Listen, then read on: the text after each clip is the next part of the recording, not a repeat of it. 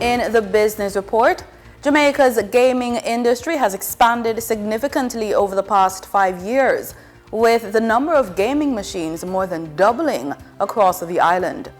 The Betting, Gaming and Lotteries Commission says the rapid growth is now prompting stronger regulatory reforms to improve oversight and transparency. Director of Enforcement Noel Baki notes that machines have increased from about 15,000 in 2021 to more than 34,000 today, underscoring the need for tighter controls to protect the integrity of the sector and the wider financial system. Chairman Ryan Reid adds that operators have been given a transition period to meet new requirements under the upgraded system, which is expected to bring a greater order, accountability, and structure to the industry. Global growth is being downgraded as war in the Middle East threatens a major energy crisis and drives up oil and commodity prices worldwide. New projections show rising inflation and tighter financial conditions could slow the global economy this year, with policymakers urged to prepare for rising risks. The details were outlined at a recent International Monetary Fund World Economic Outlook briefing by Chief Economist Pierre-Olivier Goinchas. Denise Williams now brings us the latest market snapshot and foreign exchange brief. For the trading period of April 14, 2026, the most actively traded securities were Sagicor Group Jamaica Limited with 5,784,164 units, representing 24.57% of market sales activities. Trans-Jamaican Highway Limited with 3,336,904 units, representing 14.17% of market sales activities. Kintyre Holdings Jamaica Limited with 2,795,204 units, representing 11.87% of market sales activities. Investor activity remained concentrated in finance, conglomerates, and transportation plays, signaling continued interest in dividend-producing and strategic assets.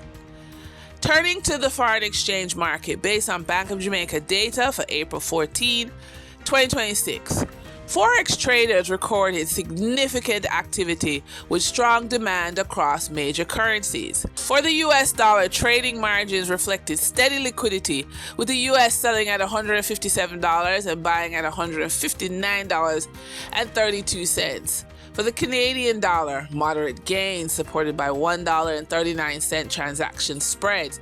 The Canadian dollar sold for $115.67 and was bought for $114.28. For the British pound, continued volatility offers short-term trading opportunities of $1.72 in profits for the banks. The British pound sold for $212.31 and was bought for $214.03. These movements underscore the importance of cash flow timing and currency awareness for businesses managing import costs, debt servicing, or overseas exposure. For the credit report tip of the day, if you only reach out to your banker when you need money, you're making things harder than they need to be. As for how often you should meet with your banker, think about staying visible. At minimum, check in every quarter so your banker stays familiar with your business. If you're growing, making big moves, or planning to borrow, meet more often, monthly if needed, so that nothing slows you down. This system doesn't have to be complicated. You just need one place where your key numbers live: your income statement, balance sheet, cash flow, what people owe you, what you owe others, and any loans you have already booked. Keep it updated regularly so you always know where you stand and can explain clearly. At the end of the day, this is about staying ready. When your numbers are clear and your banker already understands your business, decisions happen faster and you're in a stronger position when opportunities come up. And that's today's business report. I'm Denise Williams, bringing clarity to capital, markets, and strategy. Until next time, stay informed, stay intentional, and keep building forward. See you soon.